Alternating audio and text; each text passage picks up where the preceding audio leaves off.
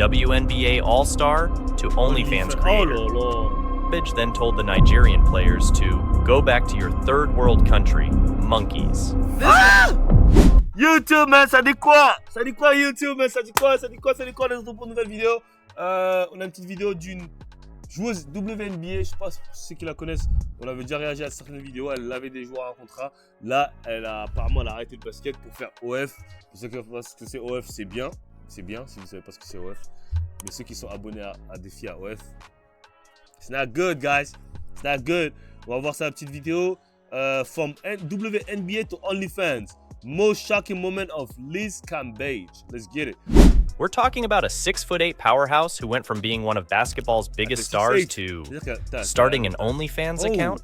Just wait until you hear about the racial controversy that shocked the basketball world, especially because it involves her own heritage.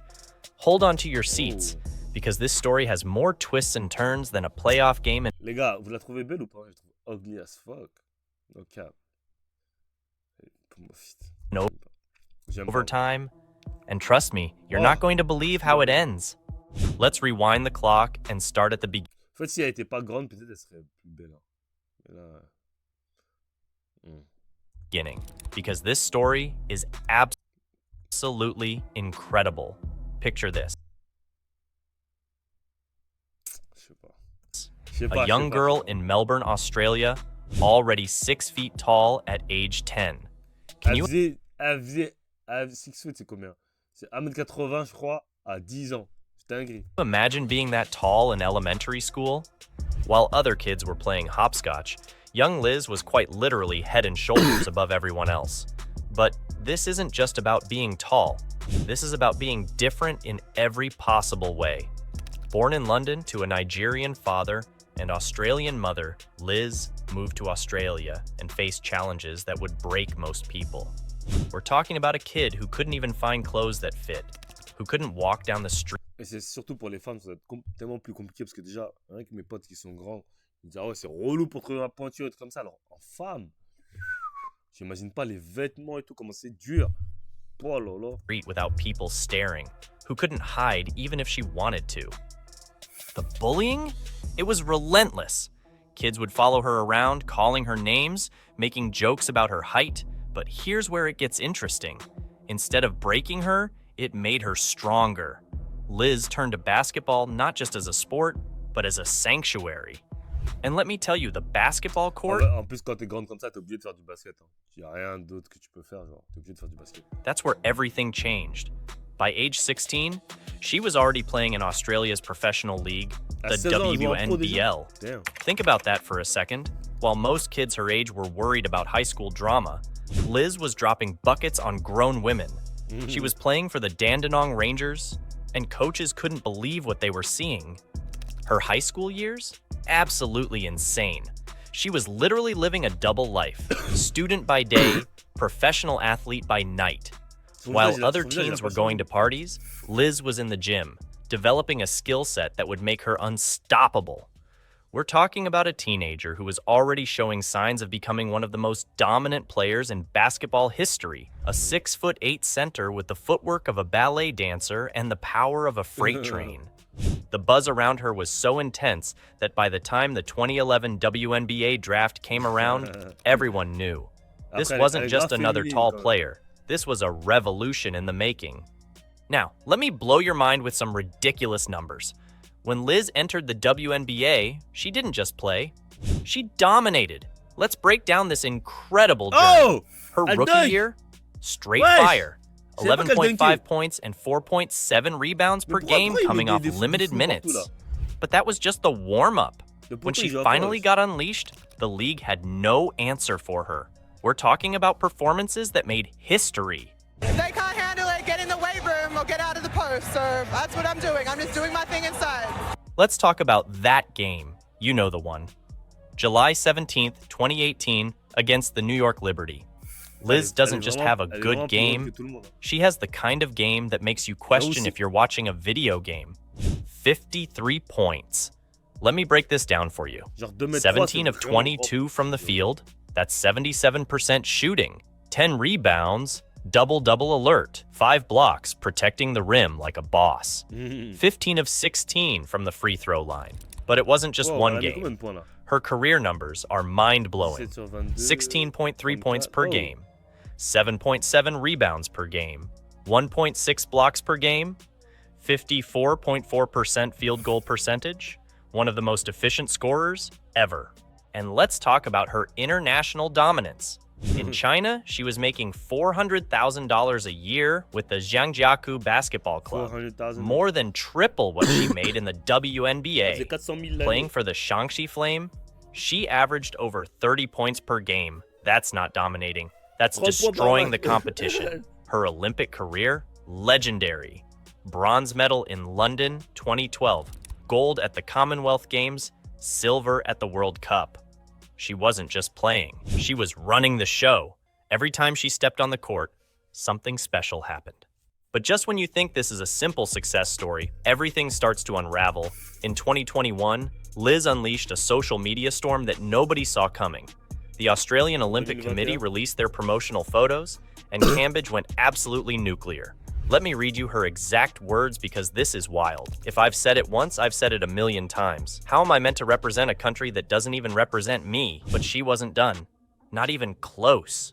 She continued, Australia, wake up. I'm not playing these games anymore. The whitewashing is sad. Your black athletes lead you everywhere. Indigenous athletes are some of the best athletes we have, and y'all don't use them at all. Now here's where it gets interesting. The Olympic Committee actually agreed with her. They admitted they messed up and promised to do better. A win for Liz, right? Well, hold on to your seats because this story is about to take a dramatic turn. Just when everyone thought the drama... J'ai pas compris. Qu'est-ce qu'ils ont fait de mal? Parce que le comité de l'Olympique, ils ont... Bon, j'ai pas bon. ...was settling down, Liz drops another bombshell. She's withdrawing from the Olympic team. The timing? Weeks before the Tokyo Olympics. Can you imagine? The entire Australian basketball program thrown into chaos right before the biggest tournament in the world.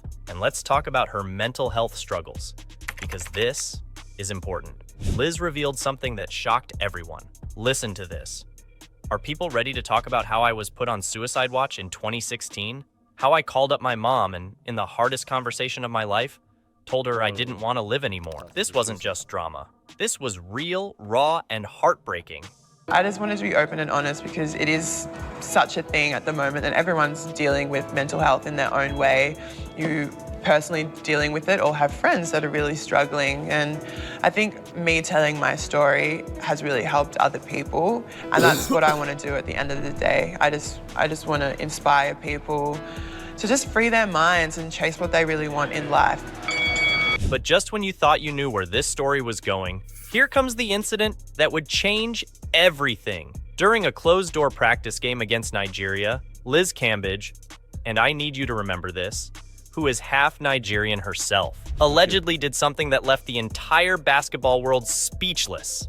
First, she gets into a physical altercation on the court. We're not talking about normal basketball contact here. She allegedly elbowed one player in the neck and slapped another in the face. But that's just the warm-up to what happened next.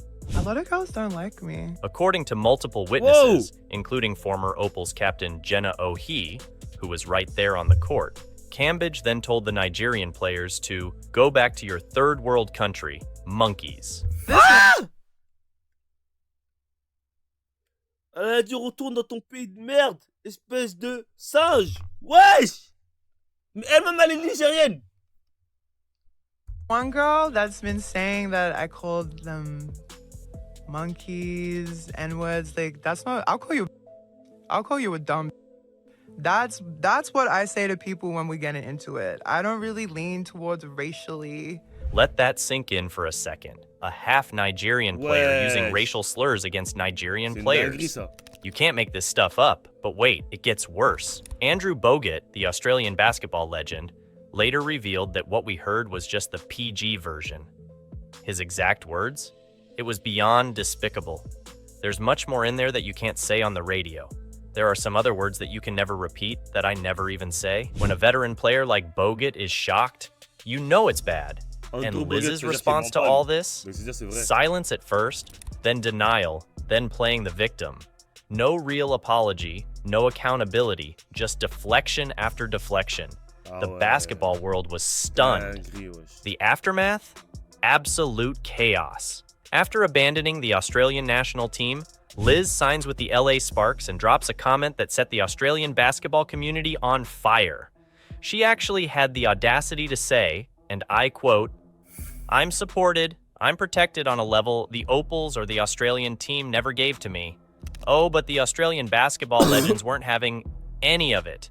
Andrew Gaze, one of the most respected figures in Australian basketball, went on camera looking like he was about to explode.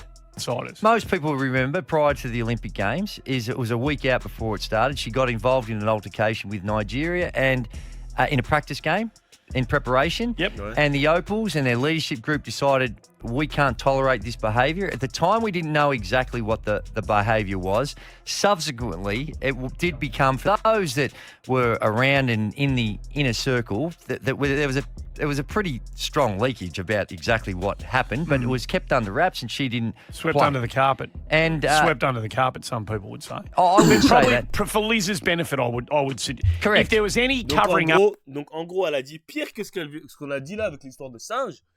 Et eux, ils ont dit, vas-y, on va essayer de faire passer ça sous le tapis pour pas mettre en péril la carrière de Liz. Et elle, derrière le dos, va dire que l'Australie ne m'a pas soutenu. Mais vraiment, le déni, il est incroyable.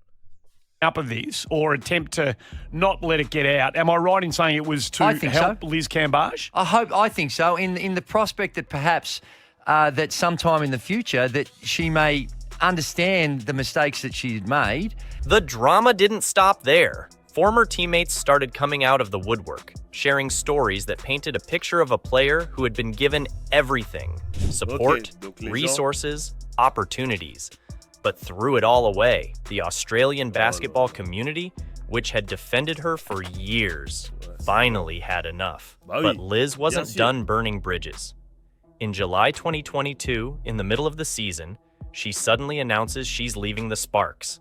That's right. Just walks away from the WNBA, her parting message, a social media post saying she hopes the WNBA will do their part in creating safer environments. The irony was not lost on anyone. Just when everyone's wondering what's next. Tout ça parce qu'elle dénie le fait. Oh là là là. Tu vois, quand l'expression qui dit que à force de dire un mensonge, on finit par y croire, bah, c'est exactement ça en fait. Il y a des gens en fait, à force de mentir, ils commencent à y croire.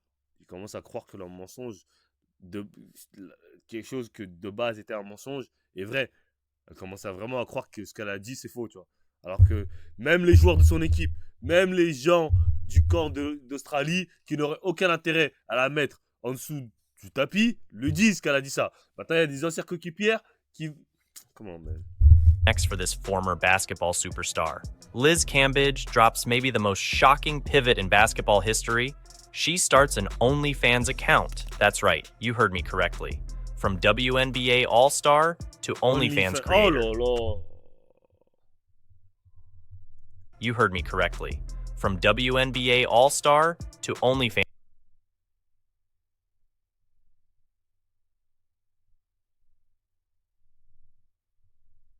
creator. Après, WNBA, c'est pas comme NBA. Tu touches pas le même argent, ok? Il y a des meufs à WNBA prennent des 2000 balles, 3000 balles. But here's the thing. She's not just dipping her toe in the water. She goes all in. She's promoting it on social media, doing interviews about it, saying it gives her control over her image and financial independence. The same person who was making $400,000. Mais qui achète des OnlyFans? Putain! Qui s'abonne à ce... Playing basketball in China is now charging subscribers to see her content. The basketball world's reaction? Now charging Bro, what the hell do y'all subscribe to, bro? Y'all niggas, bro. subscribers to see her content. The basketball world's reaction? Absolute disbelief. Former teammates were speechless, fans were shocked, and social media? It literally exploded. Some people defended her right to do what she wants with her life, while others saw it as the final chapter in a tragic fall from grace. And get this, she's actually making more money on Onlyfans than she ever did in the WNBA. Talk about a plot twist. The same league that she claimed didn't support her Après, elle fait ce qu'elle veut, frérot. Mais enough, she's now earning more than their maximum salary by posting content online. But the real kicker? While all this is happening, the WNBA is having one of its most successful seasons ever. Everything Liz could have been a part of if things had gone differently. Instead, she's completely removed from the sport that made her famous, focusing on a totally different kind of content creation. Let me tell you, in all my years covering sports, I've never seen a story quite like this. From international basketball star to controversial figure to OnlyFans creator, it's like watching a Hollywood movie script play out in real life. So what's the legacy of Liz Cambage? This is where it gets complicated. c'est une dinguerie, on s'en bat les couilles de sa legacy, frère. Là, sa legacy, elle est finie. OnlyFans, voilà, maintenant c'est terminé, frère. Non, c'est n'importe quoi. C'est n'importe quoi. Je vais voir ce qu'il dit.